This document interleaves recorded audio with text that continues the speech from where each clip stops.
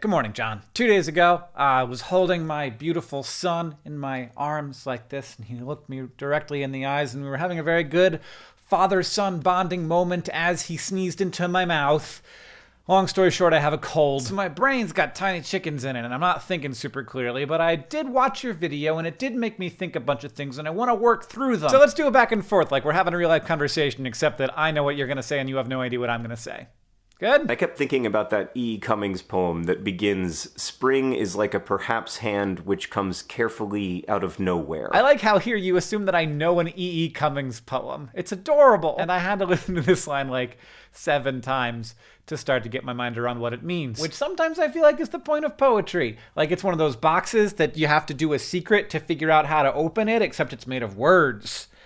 It sounds like I'm whining, but I like those boxes. Anyway, none of this is my point. Back to your video. For me, doing nothing means not making an active choice to do something. This is a really great insight, but for me at least, it doesn't quite get to the whole thing. I agree that part of what doing nothing is, whatever that is that it's a passive choice. But I don't think that's the whole thing. Doing something feels like making a choice, and doing nothing feels like not making one. I think I'm figuring this out through the haze of a rhinovirus here. For me, scrolling through Twitter is nothing because it's the default that I end up with when there's no structure left. When all of the things run out, it's what I too, just like fink, fink, fink. But for me, taking my medicine is the default choice. There are lots of things that we don't really choose to do that are not nothing, like work being a pretty big one. That's how I do like 95% of the things that I do. I make the non-choice a something. Does that make sense?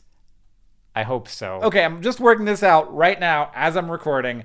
Here's how I'm trying to understand it. You have active and passive, and you have nothing and something. You have active nothings, where you choose to do nothing, and that's good. You have passive nothings, which is like the worst thing, where you end up choosing to do nothing just because there's nothing else to do, and that doesn't feel good. There's active somethings, which is hard to do, and then there's the best thing, and I swear I didn't mean for this to happen, there's passive somethings.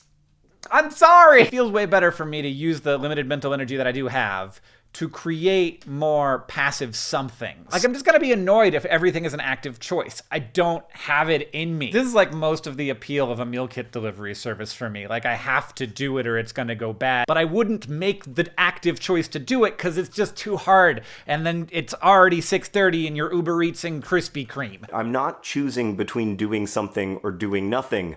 I'm choosing which something to do. This is absolutely true, but I can't imagine the world this way.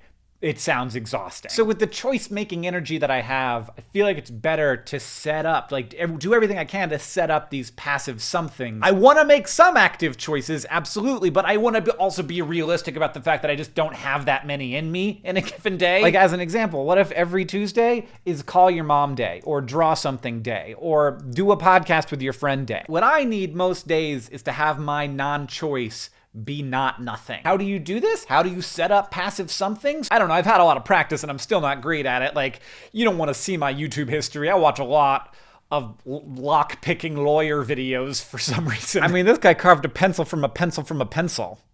So I did not actively choose to watch that video. As great as it is, it's a passive nothing. Let's be honest with ourselves. Hank, thank you for doing this something with me for the last 12 years. I will see you on Friday. John, you're welcome, you dork. I'll see you on Tuesday.